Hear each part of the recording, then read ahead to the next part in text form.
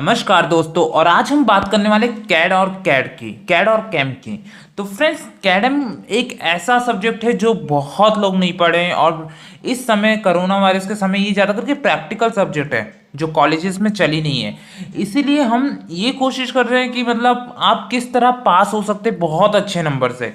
तो हमने क्या किया कि हमने जो अलग स्टेट्स के क्वेश्चंस होते हैं ना, उनको उठाया। अलग स्टेट्स में जो पेपर हुए हैं उनके में जो क्वेश्चंस आए वो हमने पता किया, और इसके बाद हम वही क्वेश्चंस आपको आज मतलब दे रहे हैं इस वीडियो में।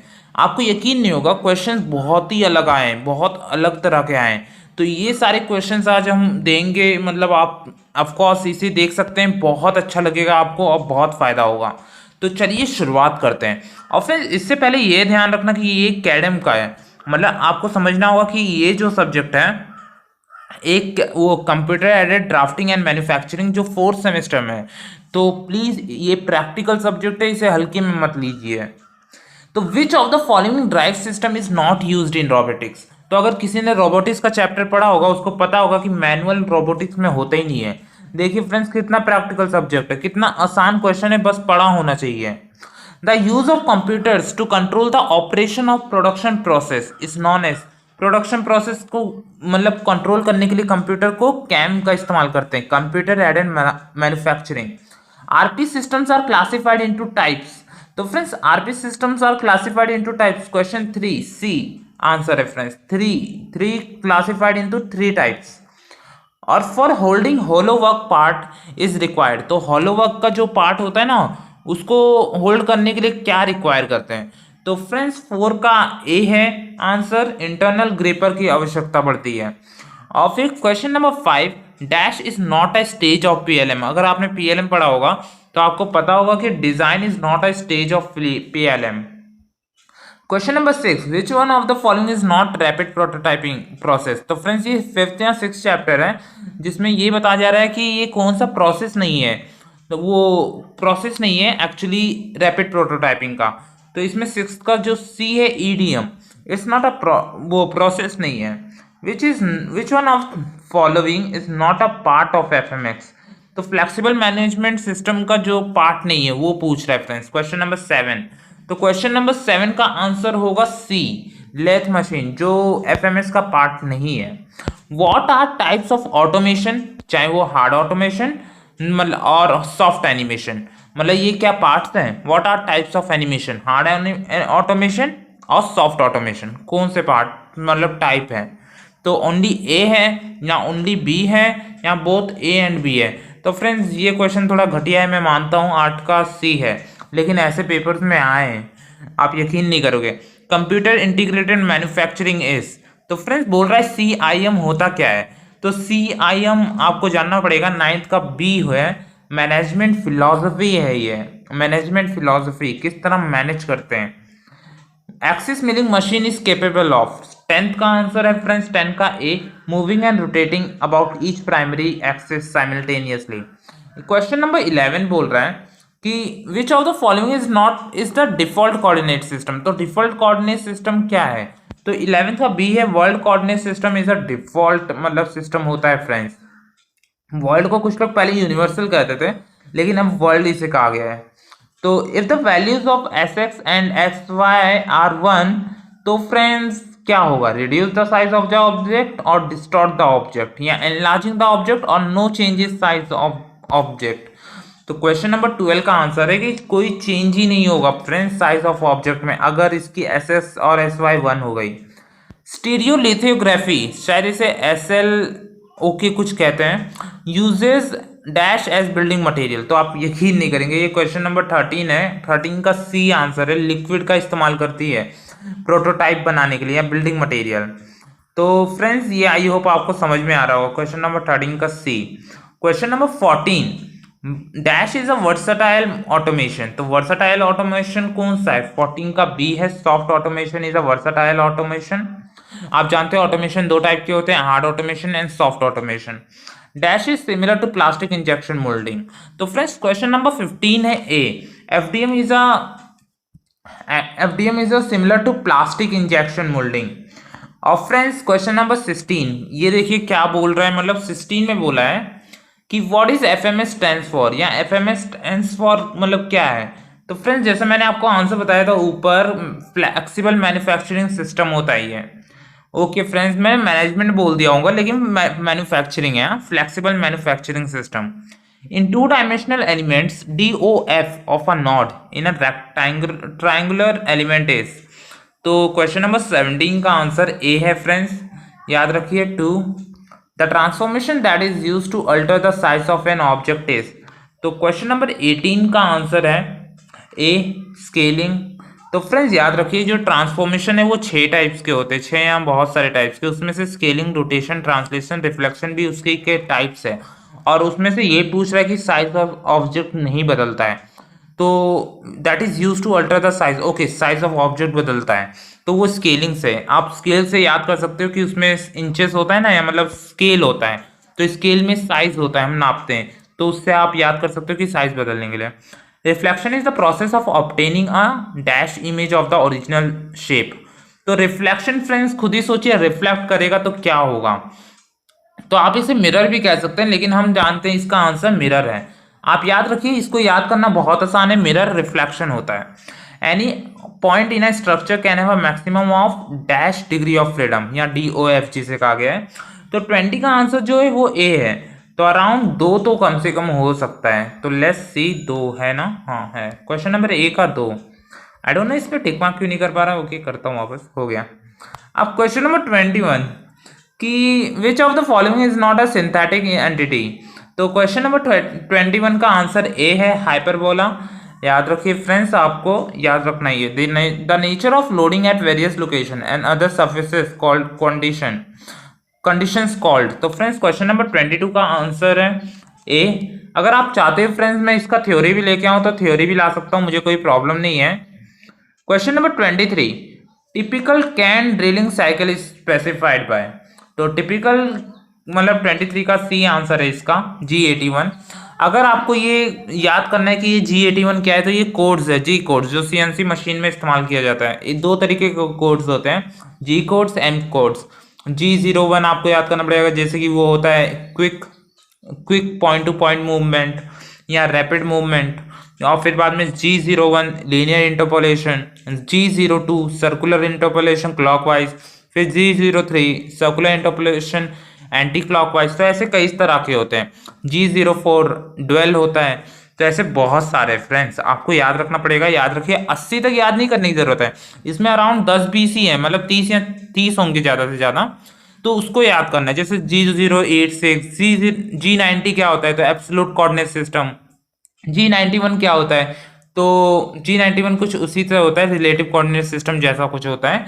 तो ऐसे आप याद कर सकते हो फ्रेंड्स, बहुत है, मतलब अराउंड आपको 30-40 ही याद करना है, 30 ही या 20 शायद, और एग्जाम में 3-4 आ गए तो आपका काम हो जाएगा। When the series of motion of the tool is repeated number of times, which of the following command is used? तो क्वेश्चन नंबर 24 का आंसर है बी, कैंड साइकिल को यूज करते हैं, कैंड command. The characteristics of the shape function is, shape function क्या है, तो फ्रेंड्स कैरेक्टरिस्टिक्स क्या है, तो क्वेश्चन नंबर 25 का आंसर सी है, both A and B. The shape function has a unit value at one nodal point and zero value at the other nodes, और the sum of the shape function is equal to 1। In CNC programming, and cutter radius compensation to left and right are specified by, देखिए friends ये भी आ गया G codes. अगर ऐसे questions आएंगे तो आपको करना है तो अगर आपको याद तो करना पड़ेगा G codes, G41 and G42। अगर आप चाहते हो मैं थ्योरी लेके आऊँ तो एक काम करिए कि मतलब आप बता दीजिए कमेंट बॉक्स में, मैं 3-4 वीडियोस ले आऊँगा, उतने में शायद कंप्लीट हो सकता है, 3-4 या 5 वीडियोस में। और अभी भी टाइम है फ्रेंड्स, बहुत अच्छा खासा टाइम है कि हम कंप्लीट कर सकते हैं। The 2 dimensional rotation equation is the matrix form is. तो क्वेश्चन नंबर 27 बोला है कि the 2 dimensional rotation equation in the matrix form is. तो 27 का जो आंसर है वो बी है, आप बी को याद कर लीजिए। और the number of movable joints in the base, the arm, the end of the effectors of the robot determines. तो फ्रेंड्स यही कुछ चीजें जो आपको याद होनी चाहिए। ये डिग्री ऑफ फ्रीडम डिटरमाइन करता है, ये रोबोट चैप्टर का है, रोबोटिक्स का। Hard automation is used when jobs are in. तो क्वेश्चन नंबर 29 का डी आंसर है, व्हेन ह्यूज क्वांटिटी में हो तब हार्ड ऑटोमेशन इस्तेमाल किया जाता है। The unit vector in the direction of the line is defined as, तो 30 का सी आंसर है tangent vector length of time. If a robot can alter its own trajectory in response to external condition, it is considered to be, तो friends 31 का answer है ए, intelligent. अगर वो अपना alter कर सकता है ओन ट्रेजेक्ट्री, अपना रिस्पॉन्स एक्सटर्नल कंडीशन का कर सकता है, मतलब किसी भी बाहरी स्थिति को परिस्थिति में रिस्पॉन्ड कर सकता है, तो आप समझ लीजिए वो इंटेलिजेंट है। The degree of the curve is independent of the number of control point in, 32 का आंसर है फ्रेंड्स सी। तो क्वेश्चन नंबर 32 का आंसर सी है, बी स्प्लाइन कर्व। और which of the following person use the name robotics first time in print, तो robotics ने किस शब्द मतलब किसने यूज किया था ये शब्द। 33 का सी आंसर है Isaac एजिमोव।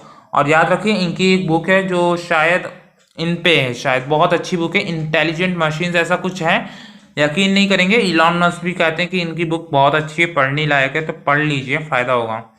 The region throughout which a robot arm can accomplish task is called its, तो क्वेश्चन नंबर 34 का डी है। आई थिंक उनके बुक का नाम है वर्क एनविलोप। अच्छा ये इसका आंसर है वर्क एनविलोप। उनके बुक का नाम है शायद इंटेलिजेंट या सुपर इंटेलिजेंस ऐसा कुछ। The equation for thermal stress in each element is, तो फ्रेंड्स 35 का आंसर है 35 का आंसर है B, B sigma equal to E B Q minus alpha delta T. Which of the following is not a method for calculation of the stiffness matrix, तो 36 का answer है, actually 36 का answer है D, inverse matrix method है जो calculation of stiffness matrix नहीं होता। The dash of a robot is the smallest increment of movement into which the robot can divide its work volume. 37 का answer है friends B, special resolution. Meshing is a process, तो question number 38 जो है meshing is a process का answer है A, of reducing infinite to finite degree of freedom. Question number 39, this is refers to the up and down rotary motion, तो B answer है इसका friends, wrist pitch. During the execution of a CNC part programme, देखिए friends इसमें क्या बोला है, part programme है, ये बहुत इंपॉर्टेंट चीज है। अब आप इसे कैसे इवेल्युएट करते हैं, मतलब इसको इंटरप्रेट करते हैं, तो सीएनसी पार्ट प्रोग्राम ब्लॉक, तो ये N20th लाइन को बोल रहा है। अब इन्होंने क्या बोला है कि क्या है ये, तो मैंने क्या बोला था G02 क्या होता है फ्रेंड्स, तो मैंने G02 जब बोला था कि ये होता है सर्कुलर इंटरपोलेशन क्लॉकवाइज, तो आंसर होगा सर्कुलर इंटरपोलेशन क्लॉकवाइज। तो बस इतना ही देखना था फ्रेंड्स, G02 से ही पता चल गया कि ओके सर्कुलर इंटरपोलेशन क्लॉकवाइज है, और हाँ फ्रेंड्स क्लॉकवाइज है ओके। तो tooling of the robot is also called as, question number 40 okay, हाँ question number 41, tooling of the robot is also called as, तो 41 का डी आंसर है end effector. Dimension of global stiffness matrix is, तो 42 का answer D है friends, N into N. Sensors which are come in contact with some surface to measure desired physical variable are known as, तो friends ऐसे sensor जो physical variables को major करते हैं जैसे टेम्परेचर टाइप ऐसी कुछ चीजें, तो 43 सी आंसर होगा, कॉन्टेक्ट सेंसर्स जिन्हें कहते हैं। The number of ways in which a robot arm can move is known as, तो 44 का आंसर है 44 का आंसर है friends B, degree of freedom, जैसा मैंने बताया था पिछली बार।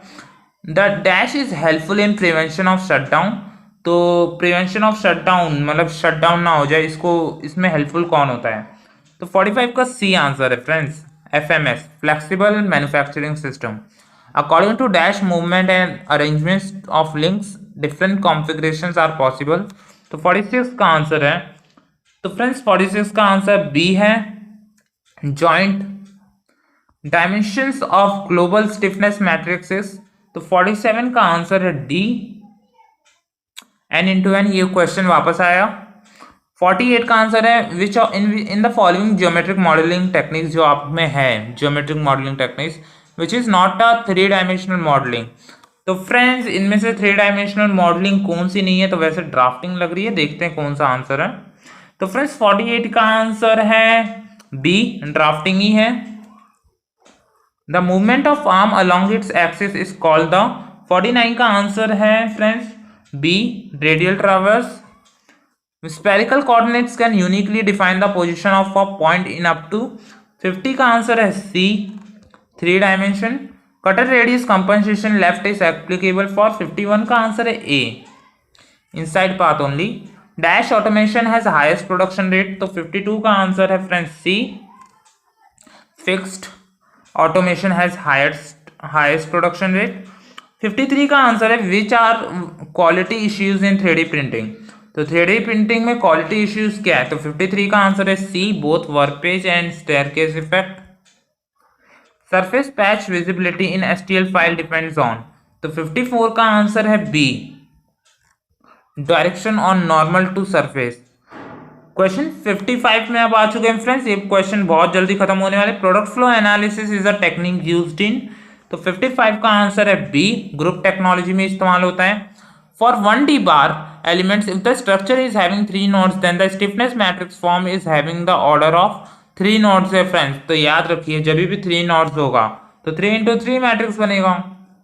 और the composite transformation to rotate about any arbitrary point is written as, तो क्वेश्चन नंबर 57, इसका आंसर है B, Q502.jpg। In dash stage of PLM sales at are at peak and profit is maximum, तो friends product life cycle जब होता है तो उसमें maximum कब होता है, जब वो मैच्योर शायद हो जाता है। तो क्वेश्चन नंबर 58 का सी आंसर है फ्रेंड्स, मैच्योरिटी जब हो जाती है। Shape function are use to, तो 59 का सी आंसर है friends, define variation of properties within element. Question 60 क्या है, rotor of dash motor contains a permanent magnet whereas the stator consists of the coil segments and iron। 60 का answer है ए, brushless DC motor. अगर आप चाहते हो और भी मतलब ऐसे हम कई तरह के मतलब और भी लेके आए कैडम पे, तो हम ला सकते हैं 60 क्वेश्चन के अलग अलग सेट्स, आपको कोई प्रॉब्लम नहीं होगी फ्रेंड्स। बहुत अच्छे क्वेश्चन है, ये बहुत ईजी है। अगर आपको थ्योरी चाहते हैं तो मैं थ्योरी भी ला सकता हूँ, बस आपको एक बार बोलना है, मैं कमेंट कर दीजिए, मैं ले आऊँगा। लाइक कमेंट शेयर ज़रूर करिए, आई होप सब्सक्राइब भी ज़रूर करिए। Bye friends.